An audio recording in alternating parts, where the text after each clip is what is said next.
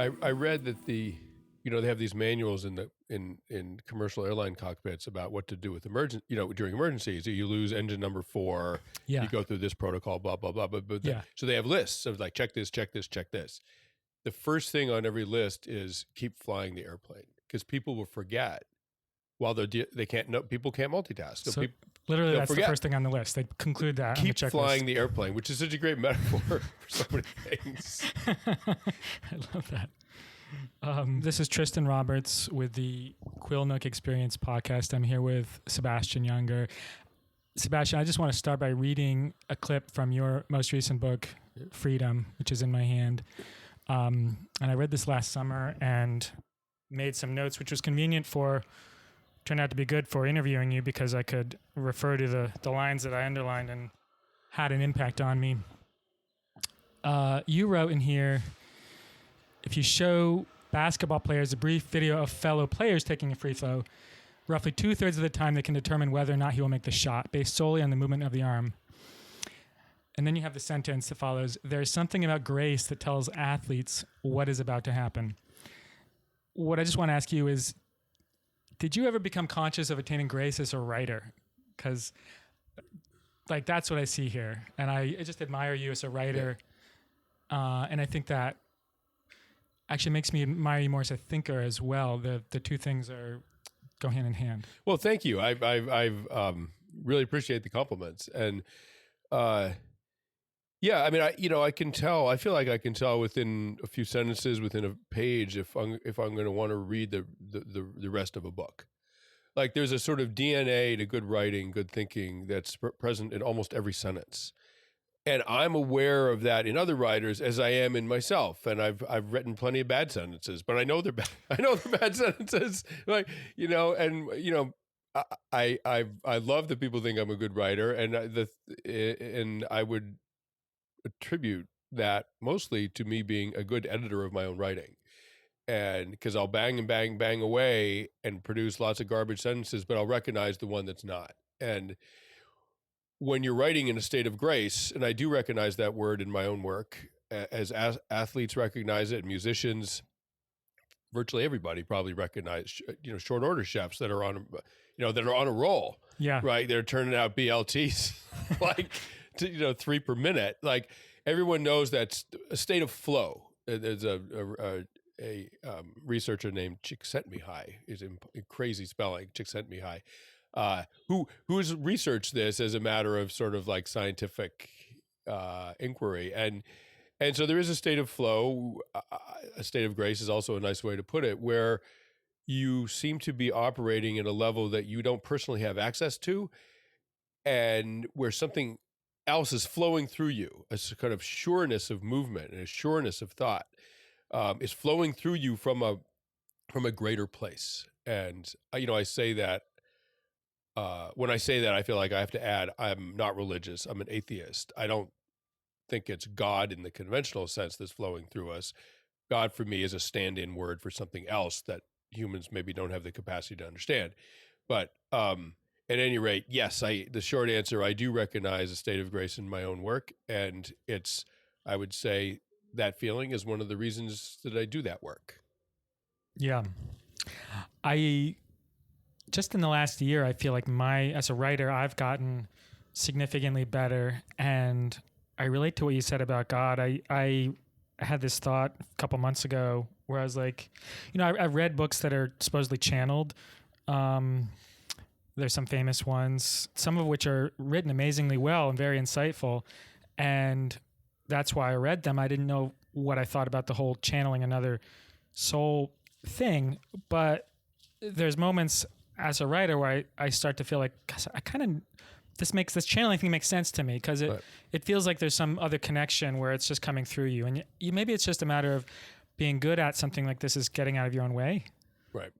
Yeah, I mean, I've never felt like I was channeling a specific person or correct entity. It's more that my writing had a kind of clarity and sureness, confidence that and efficiency, and that seemed to originate outside myself, and that I was the channel, the vehicle for the expression of this sort of like greater wisdom. Correct. Yeah. I think this idea of channeling someone else, I was wondering to myself, to someone, and a lot of us aren't like raised to feel very good about ourselves. Speaking at least personally, it's not how I was really raised to have great self-esteem. So when I started to feel like I was getting good at writing, I had this thought of, I wonder if some people, when they get good at something, they just can't accept it as part of themselves. They have to think, oh, this is coming from somewhere else because this is not who I am. And well, I think in human society, there are some social guardrails that keep individual ego from being disruptive to the group. And of course, our thoughts come from our brains, and and as a sort of rationally minded person, I don't literally think I'm tuning in like some radio frequency and channeling. I don't literally think that, but the subjective experience of writing well is that I'm being told what to write, like that I'm hearing what to write from something else, and just simply I'm a kind of stenographer for something else that's greater and wiser and clearer than I ever could be. And so I think one of the reasons that there's some truth to that, some metaphorical truth to it anyway, is that when I find that when you write with an end goal in mind, like I want to write a bestseller, or I really want to change people's opinions, or I want to be adored, I want fans, whatever, all this sort of ego-driven stuff, it disrupts the creative process, and the creative gods are like, oh, sorry, impure desire, like we were not going to help you attain your crass sort of, or worse, we'll help you attain it, but you're going to find how miserable it is. It's not what you wanted, right, all along. Right, but I actually think the gifts are withheld in a way. Like if you are doing this in order to gain something for yourself personally, that amazing grace of language just is not. It doesn't come to you, and so the writing has to be in some sense kind of egoless. Like I feel lucky to even be in a position of putting these words on paper, even if no one ever reads them. I'm writing something true. Yeah. And that's an honor. And it doesn't matter even if nobody reads this thing. It's an honor to be able to do that. But can I agree, and that tracks with my experience. You, however, are a best-selling author. I am nobody. I think I actually feel some kinship with you as a writer in terms of feeling connected to what you're describing. Yeah. But I'm nobody. Do you have advice for people that are sort of coming up and connecting with something meaningful, whether it's writing or any other domain, to be able to maintain that connection to what you're doing and be okay in the world? Yeah, I mean, I was nobody too at one point, and now I'm a writer with a recognizable name that many people know, read my work. I'm extremely lucky to be in that position. I'm grateful for it virtually every day, But in my 20s, I was not that, and I wanted to be a writer, a journalist. I didn't know how to go about it. I was waiting tables. I eventually got a job as a climber for tree companies. Pretty dangerous job. I made good money, but I got hurt pretty badly. I hit 30 and I had no plan, no clue, nothing. I mean, it was not working. And, but what I always felt all through my 20s, and I've always felt that if you're not, you're in service of the topic and you're in service of the truth. And if any part of you is in service of sort of your own ego gratification, then you'll be diminished as a writer to the extent that that's the reason you write. And if the entire reason you write is to be like a famous author, you will not be able to write at all. And I don't know if that's true for everyone, but it's certainly true for me. And so I like, either in my incarnation as a best-selling author or my previous incarnation as a struggling like waiter, like a bad waiter struggling to become a good writer, that has always been true. That the point of your writing has to be the truth about the topic itself, and if you deviate from that, you just won't write as well. What made you bad as a waiter? Oh, I was disorganized and I didn't care. It was a sort of kind of nice. It was sort of a kind of nice restaurant in Cambridge, in Harvard in Harvard Square, Massachusetts, and I was just sloppy, immature guy that didn't care about what if the parsley was on the plate before it went out. And I was fast. I could handle a lot of tables. I could move a lot of plates. Yeah. Like I was really fast, Yeah. but I really should have been working in a diner. Well, that's like when you mentioned the flow state, somehow my mind went to Las Vegas, and I've never worked as a chef. I've never worked in Las Vegas, but I heard somewhere and it stuck with me since my first job was in a McDonald's and I was known as the Eggman. And so it stuck with me one time. Someone said, as a chef, if you want to just master eggs, work in Las Vegas. Because they just like churn out breakfasts like nobody's business and all day long too. Of course, that makes sense. Yeah, absolutely. That's funny. Egg City, right? So, Sebastian, for this book, can I just say you became a vagrant for this book, Freedom? Yeah, in a sense, I wasn't forced into vagrancy. I chose it. But you hiked hundreds of miles on railroad rights away, which you were trespassing on with other men who joined you in this for emotional family reasons that are talked about in the book, and I think people are really worth tuning into. There was a couple sentences here that really stuck with me. On page 16 and 17, there's a story about you're passing a guy and someone wants to join you. Yeah. Basically like, okay, come along, but you're not sure he's going to come along. And you wrote, lots of things that look like freedom when you're with other people are just a form of exile when you're alone. And then you went on to say about your group that you're traveling with, the tasks we gave each other were minor. Collect firewood, scrub the cook pots. But they were crucial to our existence and utterly non-negotiable. Doing them meant you were one of us. Not doing them meant you were on your own. The choice was yours. So first I want to say, just again, is there anyone better than Sebastian Junger at kind of having an essential experience and finding the essential words for that? I think you connect with the human experience in this unique way. Which I appreciate. Well, thank you. I mean, there are amazing writers out there. Barry Lopez, who just passed away, Joan Didion, Ernest Hemingway. I mean, there are people that's what writing is going to the horror. Jeez, human. Yes, that's great. Freudian. What's your next book on, sir? Going to the core human experience and coming back with the words that are needed to communicate it to everybody else. And that's the magic of it. So I just want to share a little bit about, I think, what I related to here on a human level.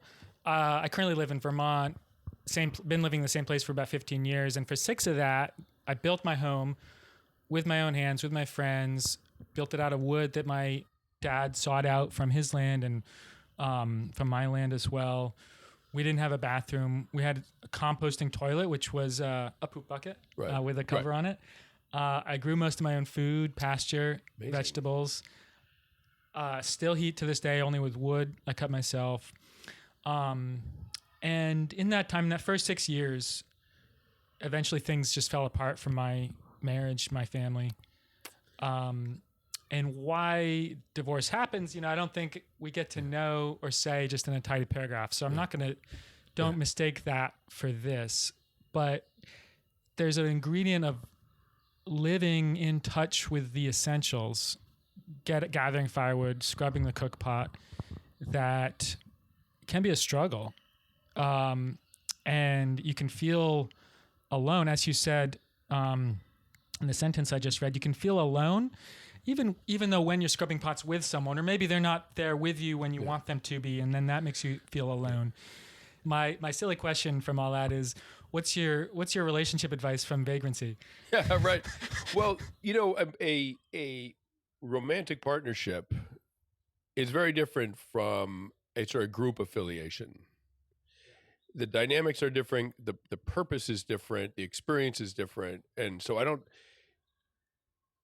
think it translates very well. This could be broader for friends, men, women in your life that you have a connection with. You put yourself in this.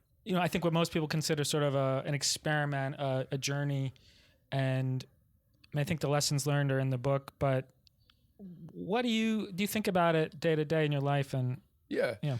Well, the usual contract for being part of a group, and the groups that I've experienced are work crews, a platoon in combat, um, a family, a marriage. The usual contract can be sort of boiled down to, I swear, I promise you that what happens to you will happen to me. Like, if you are hungry, I will be hungry. If you're in danger, I'm in danger. If you're sad, I will share. If you're sad, I'll share your sadness. If you're happy, I'll share your joy. And so there's a loss of self when you participate in a group that makes the group strong. And if you look at it in terms of human evolution, humans do not survive by themselves. They die almost immediately in nature. They survive because we survive because we're part of a group. And that's just as true for modern society as it was 100,000 years ago when we were living in groups of a couple of dozen people. And so the idea of putting yourself in service of the group makes perfect evolutionary sense, because yourself won't survive without the group.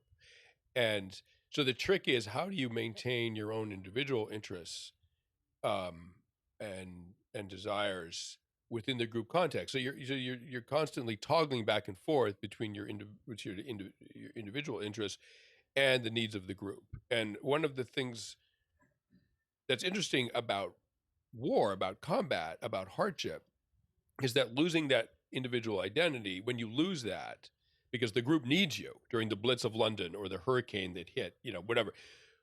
When you lose your individual identity, one of the things you also lose with that is all of your sort of personal anxieties and problems and psychological issues. So like during the Blitz of London, I mean, you're too busy like filling sandbags to worry about how mad you are at your mom, whatever. Like it takes all that stuff away. And that's a huge relief. And so what they found during the Blitz of London was that the British government was prepared for mass psychiatric casualties, along with everything else, as bombs rained down every night on English cities. And what they found was that admissions to psych wards went down during the bombings. And one puzzled British official said, we have what he called the chronic neurotics of peacetime, which I think is a personality type we're all familiar with, right? And maybe even describes ourselves. I don't know. He said we have the chronic neurotics of peacetime driving ambulances through air raids. What I would say, I mean, again, sorry about all the long answers, but what I would say is that a group worth participating in, including the group of a two-person group of a marriage, is one where the giving up of your own individual interests pretty regularly feels good rather than bad. And if it feels bad, then it's not the right group and it's not the right marriage, and it's not going to work. Yeah. And I've been thinking about this off and on, and you're making me think of it again. I don't know what the succinct question is here, but I know you wrote about this in your book, so I can't quote the page. I just wonder if we don't know whether we're at war or at peace. We have this climate emergency, which means we're kind of always on, mass anxiety. Oh my God. And yet life goes on. Your kids are in school. You have a job to do, got groceries to pick up. It's almost as if we don't know whether we're at war and peace, and we don't know how to give ourselves. Can we do both at the same time, or do we need to find some way to go on and off? And maybe we don't know how to do that. Well, what I would say is that humans are very adaptable, and they're very good at carrying on daily life in outrageously hard, dangerous circumstances. And if that weren't true, we probably wouldn't exist, because, you have to keep flying the airplane. I mean, and I think I told you this anecdote before, right? So basically, yeah, maybe we're in a war, metaphorically speaking, with the climate, climate change, maybe whatever. I mean, there's all kinds of things that could be going on. But if we don't keep flying the airplane, if we don't keep functioning as parents, as lovers, as citizens, as, whatever, then there's nothing worth fighting for anyway. I remember the first war I was in was in Sarajevo, and we went out to a frontline community called Dobrinje, which is right. They got hit by the Serbs all the time. It was literally these communist apartment blocks, right? And we went out to see this family that one of the journalists I was with knew, and he said, "Oh, it was a nice summer evening." He's like, "Let's have dinner outside tonight." So we put a table outside in the sort of courtyard where the building protected us from direct fire from the Serbs, right? So we were perfectly safe unless a mortar landed or something. So we were out there, a beautiful summer evening, having dinner out there. And like literally 20 feet away down the avenue, which was facing the Serb positions, I was watching tracer fire just pour down the avenue, right? Da, da, da, da, da, da, da, da, da, da, da. Yeah. And, tracer, you can see them, right? And it was like 20 feet away. And we weren't in danger from it because we were sort of in the shadow of the building, as it were. And we were having this perfectly nice dinner. So that's war, right? I mean, that's the sort of bizarre juxtaposition of things that can kill you and ordinary life. Well, yeah, I think what I'm thinking right now, Sebastian, is keep flying the airplane. I think you just said this, but the kind of life that I just described for myself, and I didn't mention we had a baby too in that time. You have all the urgencies of life to deal with, including all the emergency of life to deal with. Keep being a lover, keep being a partner. You got to keep the marriage, keep the family in your number one focus. Maybe not every day, maybe not every hour, but to hold space for that. Yeah, that's right. And you particularly as a parent, but I really, with any group worth belonging to, there does need to be a feeling within you that your concerns are subordinate to the concerns of the group. Yeah. And if they're not, you better find another group. And that's allowed. We have a lot of groups in this culture. We have a lot of groups in this world. I think sometimes you're born into, I was born into a location in the planet that didn't quite feel home to me. And I'm really lucky I found one. And you've been all over and found these things. We have this wonderful freedom to do that. Yeah. I mean, look, I grew up in a pretty affluent suburb of Boston where I felt that was socially, for me, just completely dead. Nobody knew each other. I mean, they're all super nice people around us, but not the neighbors didn't know each other particularly. There was no sort of community feeling. There didn't need to be because everyone was affluent enough. Yeah. To sort of if you needed your roof repaired, you didn't need to get your neighbors to help you do it yourself. You just hire a contractor to do it, right? And listen, that's a great blessing. If you can do that, that's awesome. But there's a real loss there as well. And there's the loss is that working in community with other people feels extremely good. And frankly buffers us from some psychological issues. I was just in Costa Rica, and a friend of ours there didn't have a working car, had traded the car he had most recently. He traded for 2 acres of land, wow. Which he has 2 acres of land in the mountains that isn't accessible, but it's this kind of cool nest egg.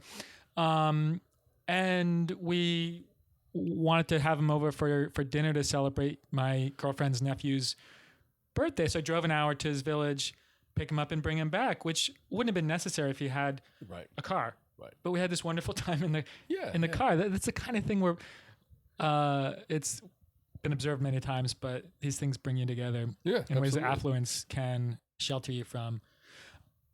Next question I want to ask you about is more about me, to be frank, but I feel like you might have some perspective on this. So I'm going to go out on a limb here.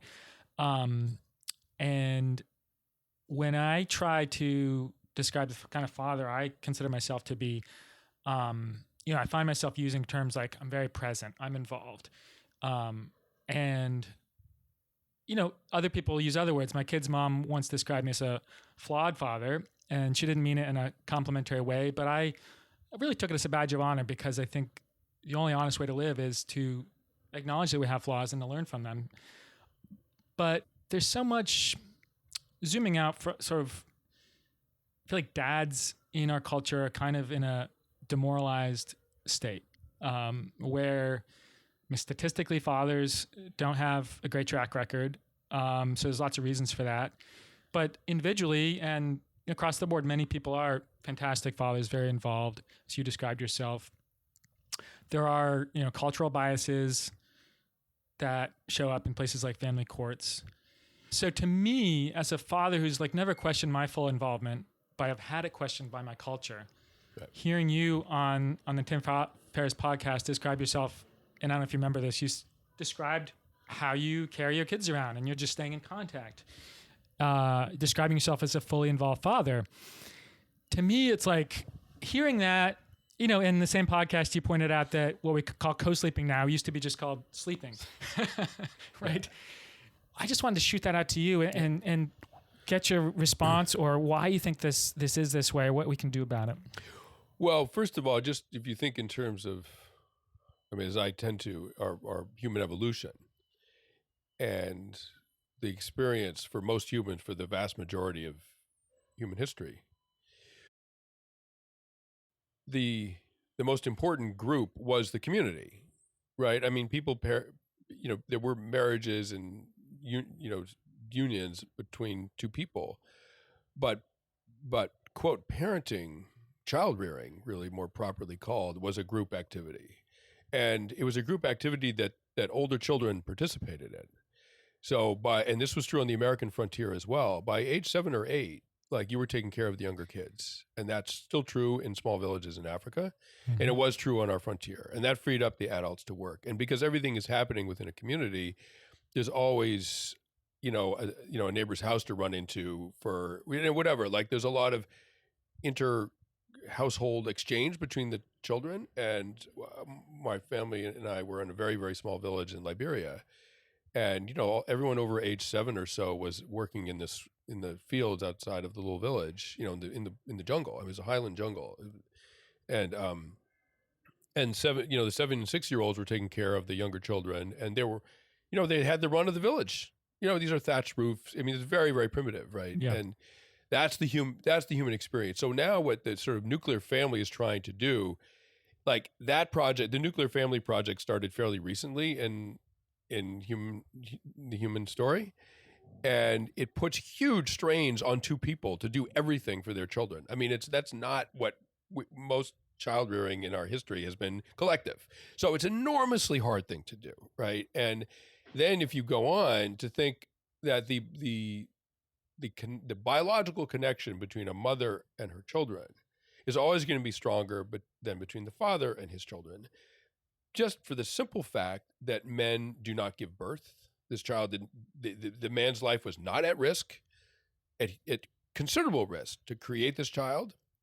The maternal mortality before Western medicine was 1% per birth, which is probably on a par with combat deaths, right? You're going to, if you're a pregnant woman, you're going to war. You might not come back when you give birth. For most of human history, 1% is, it's significant. And so you have 3 or 4 kids, your chance of dying in childbirth is like not. It's something that you have to think about, right? Not true for men, right? Men do not nurse, right? They don't have that incredibly intense bond that nursing women have with their babies, and they don't even know if the kid's theirs in the same way that the woman does, right? Yeah, kind of looks like me after now the kid's 4 or 5 years old. Yeah, it looks like me. Yeah, probably was, but you don't know, right? It's an act of faith, until Western medicine came along could prove that, and in fact, something like 10% of children are not born to the people they think are their fathers. I was just going to quote the same statistic. This must be changing now with sort of DNA, but if we look at family trees going back centuries, you just got to factor in a 10% fudge factor. That's right. Yeah. That's right. So the father's sort of lack of connection is quite easy to explain sort of biologically, which doesn't mean that the father can't choose. And the other thing is that women age out of being able to have more children quite quickly compared to men, right?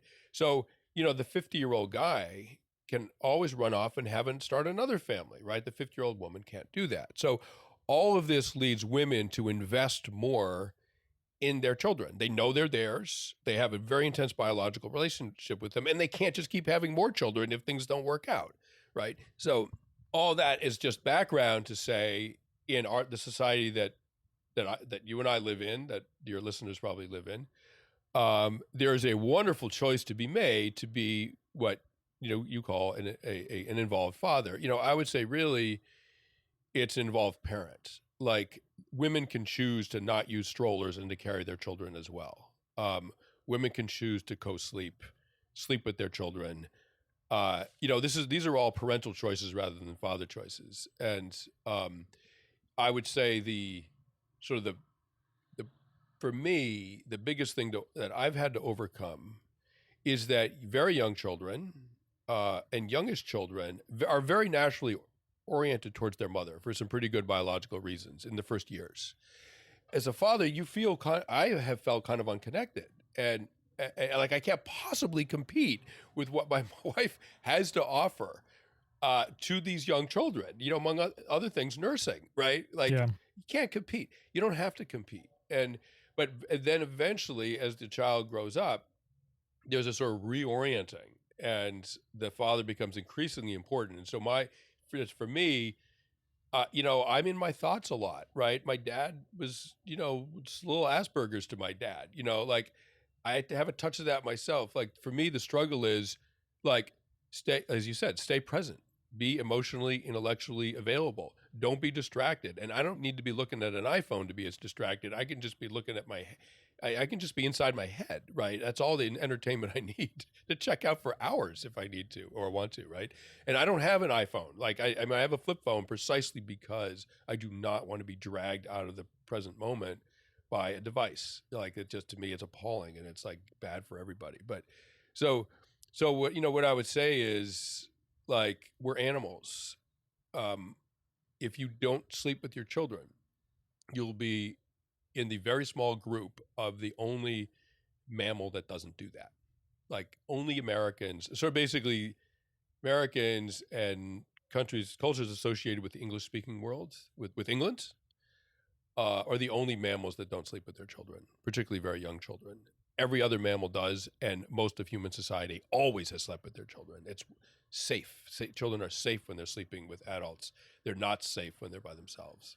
Yeah. My joke about strollers is that you're always pushing your kid away from you. So why would you do that?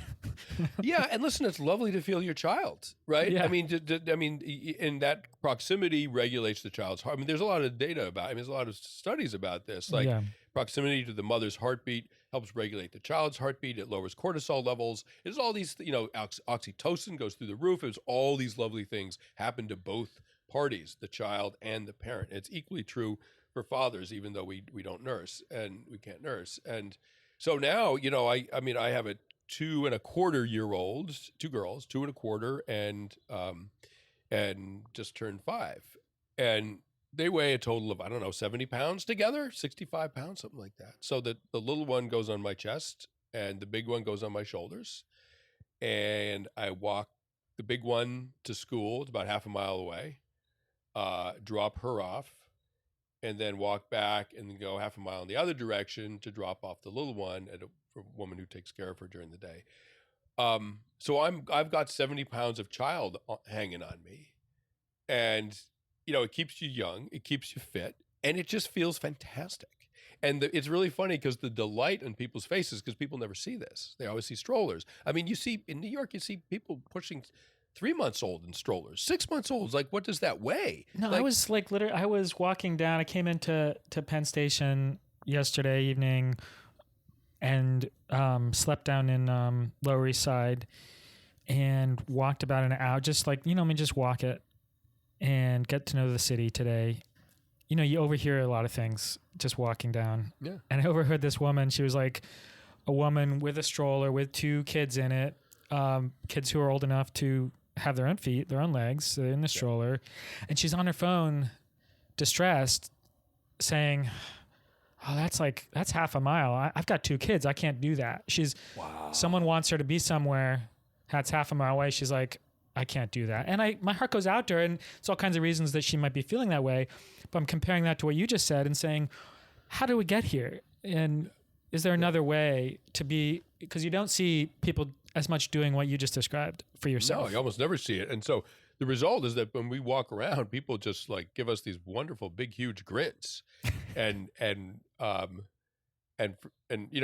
including shouts like "Father of the Year Award" and stuff like that. I'm like, listen, this can't make me Father of the Year, because if it does, we're in trouble. It's a low bar. Yeah, it's a low bar. I'm just carrying my children, right? Yeah. And my 5-year-old also they both like running around too. So sometimes they'll dismount and walk or run, whatever. But And our eldest, we're like, listen, if you want to sleep by yourself, we have a little mattress for her. I was like, you can sleep in the kitchen, you can sleep in the living room, or you can sleep in the office. Like, take the mattress, go, and she'll do that. She'll sleep like half the night on her little mattress.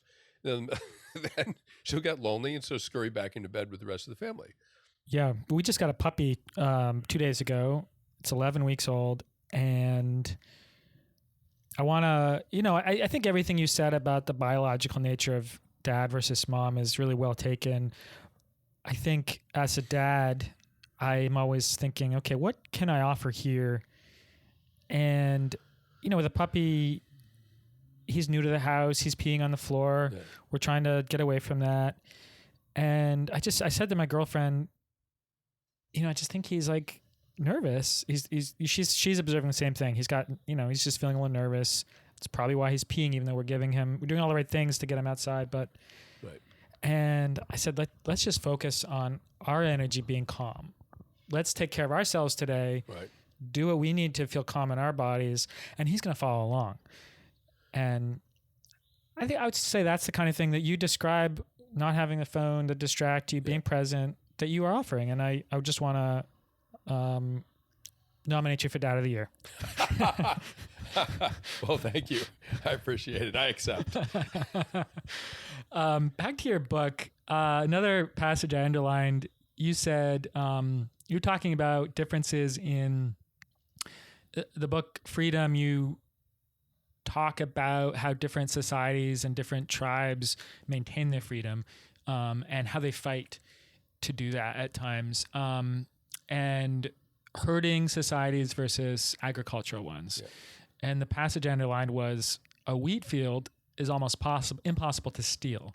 So farming societies can be more docile than herding societies that protected their stock with ferocity. Now, I grew up in upstate New York. I grew up on a old dairy farm surrounded by other dairy farms, so agrarian. And it struck me that you're right, that land-based peasant communities, such as most of our U.S. culture at this point is built on, are docile. But there are all kinds of ways that wheat fields can be stolen. As you know, you can move fence lines, you can steal water, you can monopolize seeds and intellectual properties of seeds. All the different power struggles that exist. Right. I got curious about where the mafia came from. Sicilian mafia. Have you ever looked into this? No. Italy annexed Sicily in 1860. And when they did that, they redistributed a huge amount of land that the church had owned to peasants, to everyday people. Wow. So in a space of 50 years, land ownership went from 2,000 people to 20,000 people. Wow. In Sicily. Wow. And you can imagine all that land, the commerce, the individual interests needed protecting, putting in quotes in terms of how mafia protects. And then it struck me that, we have all this modern day zoning and land ownership and parking regulations, and it all serves a good purpose, but it sort of protects the status quo landed interests, and it protects us from all these squabbles. And back to this word ferocity that you used. Yeah. It just struck me that ferocity the energy, again, we're mammals. We're a human animal. I don't know that ferocity just goes away. It sort of gets maybe tamped down and shows up somewhere else, like you see with the mafia, like you say with all the power dynamics and struggles that we have modern days. And, it's just someone that's thought about this and thought about human history over the long scope of things. How do you see us evolving as a healthy society that sees these animal instincts as that ferocity? Like, you almost want to find a healthy place for it in this world. Yeah, I mean, there's a lot there. So I was writing about a point in time in human history about 10,000 years ago when agriculture was developed, which allowed for concentrations of people and allowed for hierarchy and sort of power pyramids, and versus the sort of more nomadic hunter-gatherer and herding societies that were constantly on the move. And as a result, it's hard to accumulate wealth if you're mobile all the time, if you're nomadic. Yeah. And so those societies tended to be more egalitarian, but because they had an asset that could be more easily stolen than just taking over someone's land, which requires like a real invasion. But it doesn't require an invasion to steal some sheep. And as a result, the tactic for making sure your sheep don't get stolen typically was, if you harm one hair on one of our sheep, we're going to kill you and everyone you know, right? Yeah. I'm going to hit you so hard, I'm going to kill your whole family. Like that kind of like, do not mess with me. And agriculturalists didn't need, I mean, that takes a lot of cultural and personal, emotional energy to generate that kind of threat. And agriculturalists didn't quite need to do that because it's just harder to take from a farming family something that they value. And how do you steal a silo of wheat? I mean, yeah, you can do it, but it's not like cutting some sheep from the herd. To me, it feels like more of a longer term play with sort of accumulating power one generation to another. Right. The sort of take sort of biotechnology today and how seeds are owned by. Right. I mean, these are all very modern issues, but in sort of the sort of deeper human roots of all this, the cultural phenomenon of appearing outwardly to be ready to fight at a moment's notice if you challenge our dignity, our honor, if you threaten our women, if you take our livestock, if you anything, like we will go to war at a moment's notice, right? And so that's a cultural thing. And some cultures are not like that, probably because they don't need to be like that. And what's been noticed by historians is that herding cultures, pastoralist cultures, tend to be very, very outwardly aggressive and have very, very important issues around personal honor, the honor of the tribe, of the clan, of the women in the tribe and the clan, all that stuff. Yeah. So all of it is a sort of an electric fence to keep people out. So, but what do you do with the sort of deeper human capacity for violence, ferocity? I would say ferocity is the sort of cultural outward expression of violence. Like it's a signaling, like I'm fierce, don't mess with me, right? But the human capacity for violence, it's there for a reason. It's protective, and it comes out when it's needed. And people have two choices when they're faced with a threat. They can act submissively and avoid being hurt by saying, "I'm no threat to you. I'll do what you want, but you don't have to hurt me because I'll do whatever you want." Right. And it's a completely viable strategy. And then the other is, if you dare mess with me, I will happily die trying to kill you. It's not worth it, man.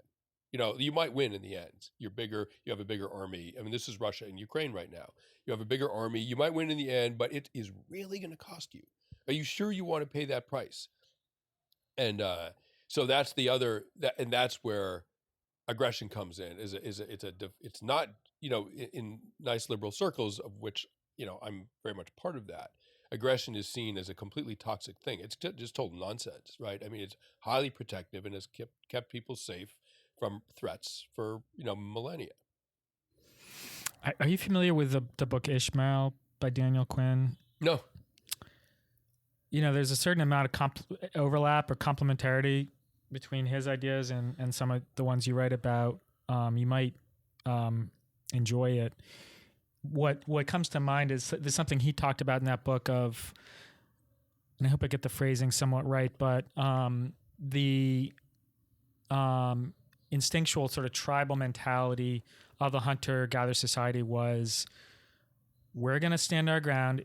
Every now and then, we're going to come over and fuck with you, and you're going to come over and fuck with us, and we're going to give back as much as we got, right, maybe a little bit more, just to remind you that, we exist and don't fuck with us.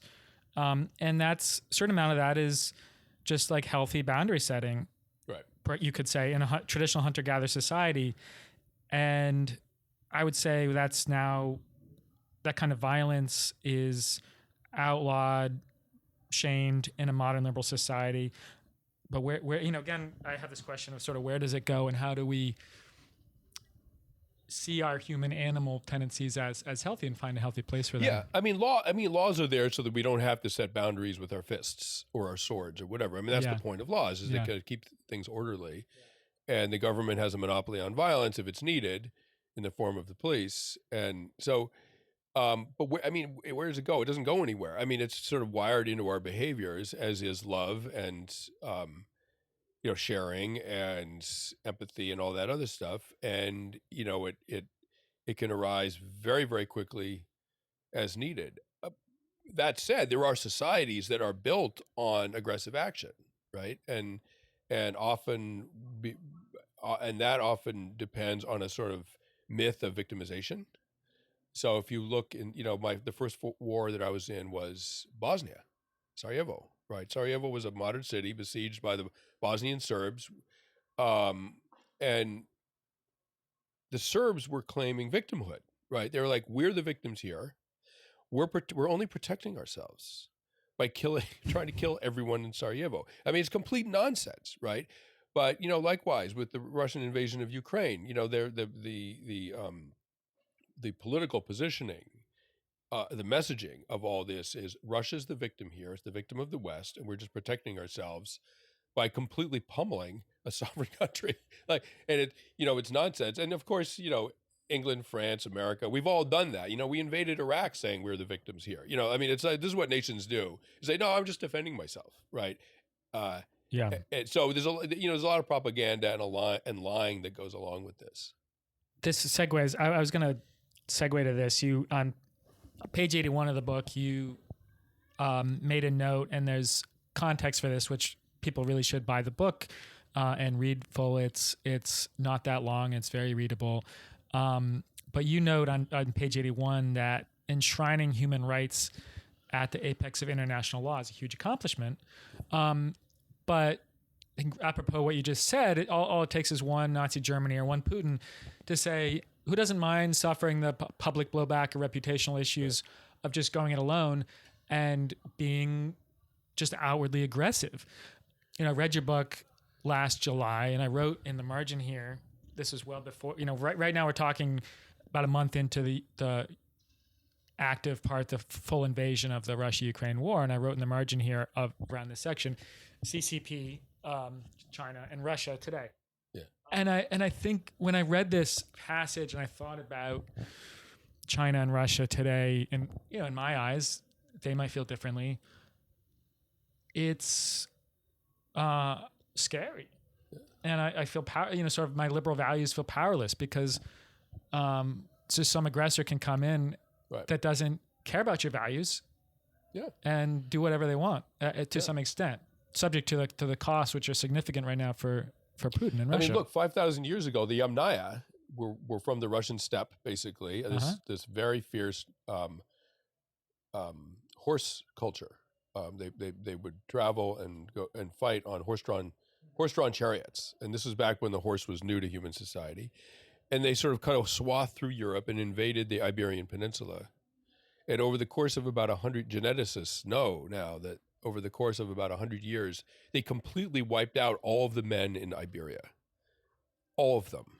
And clearly took over the women, right? And because the genetics of modern Spaniards do not have any genetics from the male Neolithic population of that area. They were all decimated, one way or another. And so that's what happens when you can't defend yourself. That's what happens when your nice liberal values confront men on chariots with swords, right? They were totally outgunned. And so part of freedom, part of the human value of freedom comes from being able to defend yourself from people that would deprive you of your freedom, kill everyone you love, or rape them, or whatever. And so, what I would say about international law, for example, is that international law allowed NATO to legally bomb Bosnian Serb positions around Sarajevo that were shelling the civilians of Sarajevo. It made it legally possible. In fact, it required it.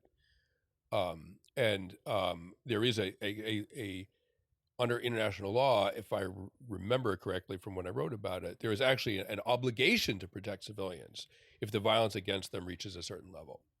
An obligation by the world community and by people that are signatories to these treaties and these laws. And so that's where it isn't just dog eat dog, might makes right.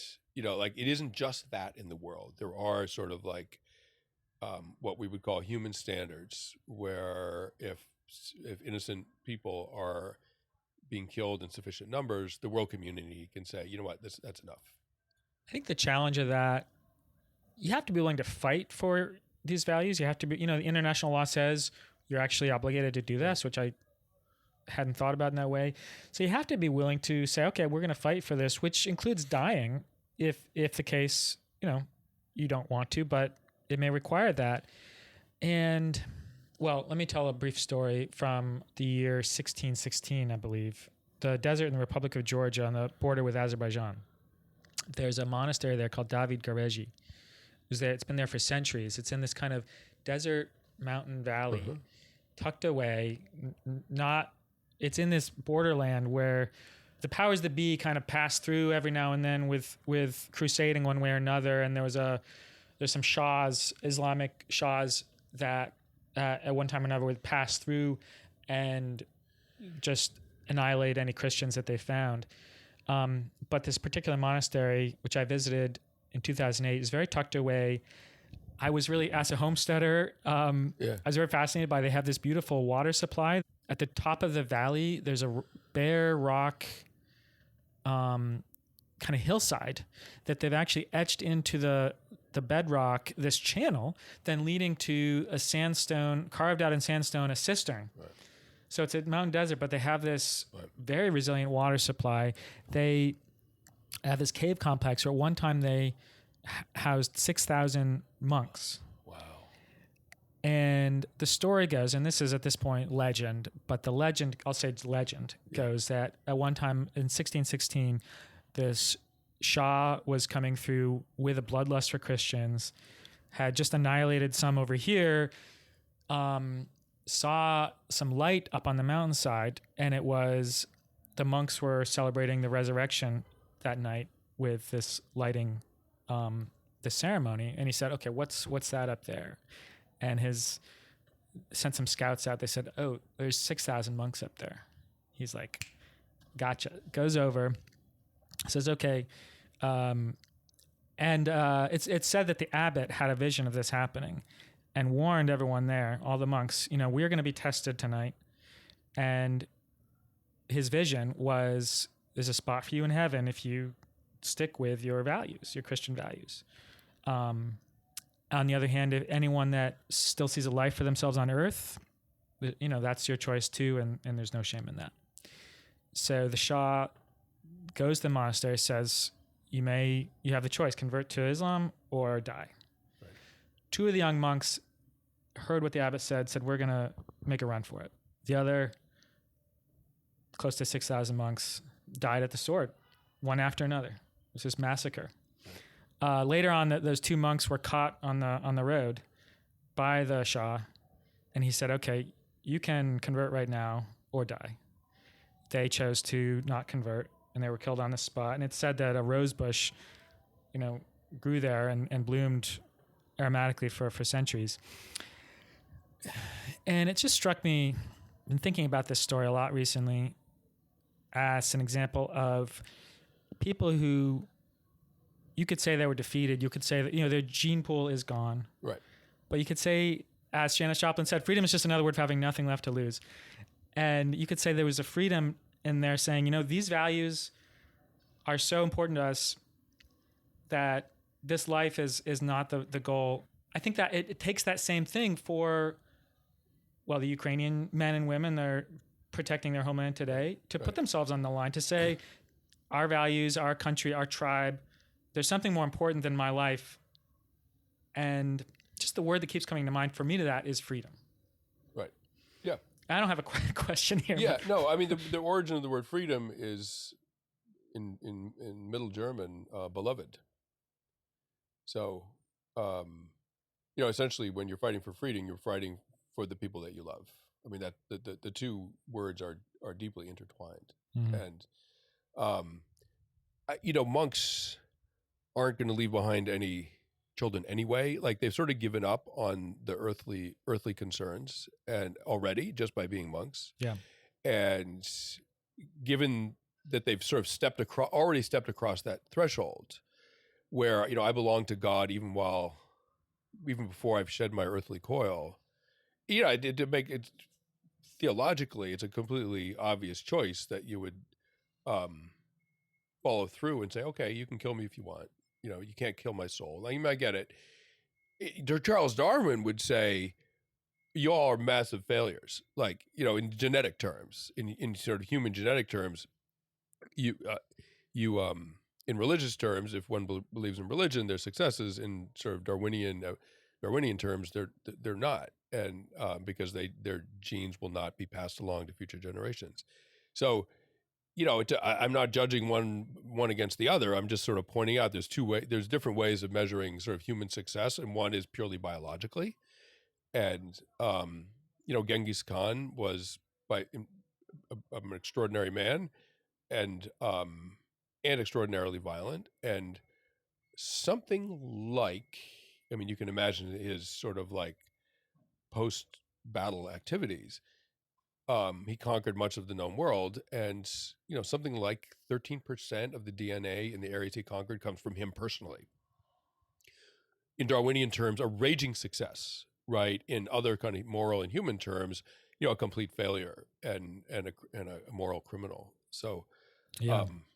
what I would say is that the choice to give up your life for an idea, the way those monks did, is a personal choice that we all are free to make.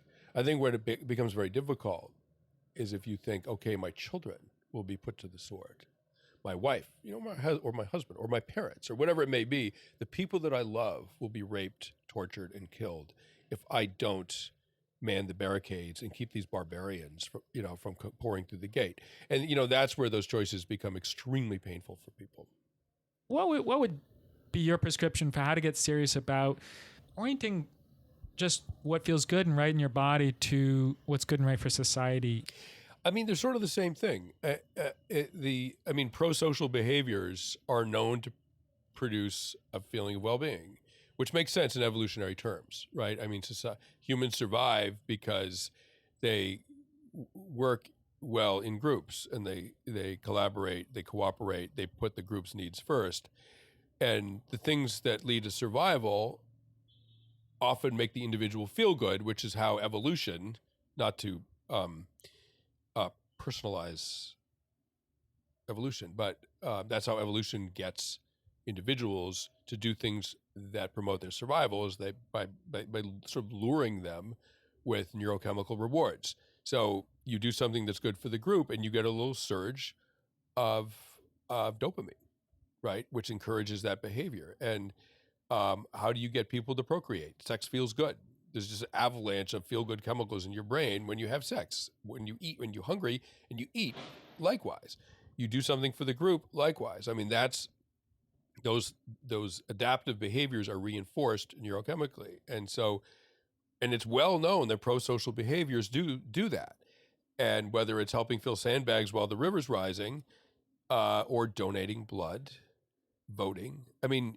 For me, like, some people say, like, how can we feel like we're participating in this nation? It's 330 million people, and how can we feel like we're part of a group? I'm like, symbolism actually can be quite effective, and this may feel slightly symbolic, but that doesn't mean it doesn't affect you. It certainly affects the nation if we all do it.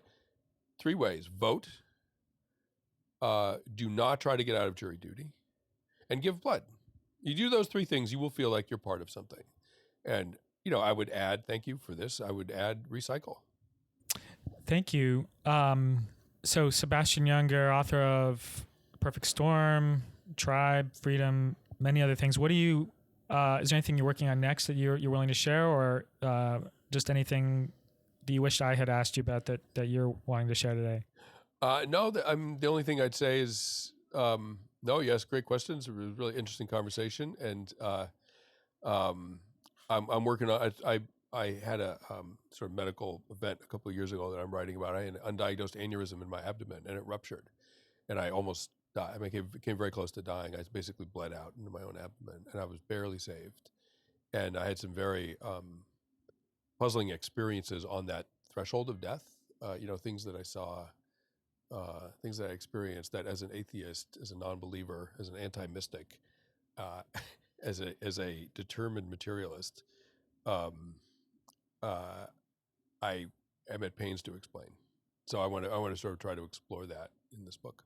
Oh, I look forward to that. Come to the other side with someone who's raised an atheist, very oriented to biology and materialism, yet you end up finding things that I would just say on a very material basis, like when my mouth moves, what makes me think it's sort of my ego moving my mouth versus all the many billions of organisms in my body, as well as the trees and flowers and other human beings whose pheromones and chemicals I'm taking in around me. What makes me think that sort of there's an I that's doing these actions versus this entire biome that I'm a part of? Yeah, I mean, consciousness is you move your mouth partly because you're conscious. You have consciousness and you decide to move your mouth and speak or whatever, and it decides what you're going to say when you move your mouth. But there's, some debate about what consciousness is, and does it originate in the brain, or the alternative theory is that there's a great universal consciousness and the brain is a filter for that and filters it down to a manageable size for the individual. Yes. So who knows? I mean, we don't know. I mean, scientists don't know, right? And the priests certainly don't know. Yeah. So that's the great mystery. Yeah. Well, I look forward to reading the book, and maybe I can hit you up for another interview after that. Absolutely. I look forward to it. Thanks, Sebastian. Thank you.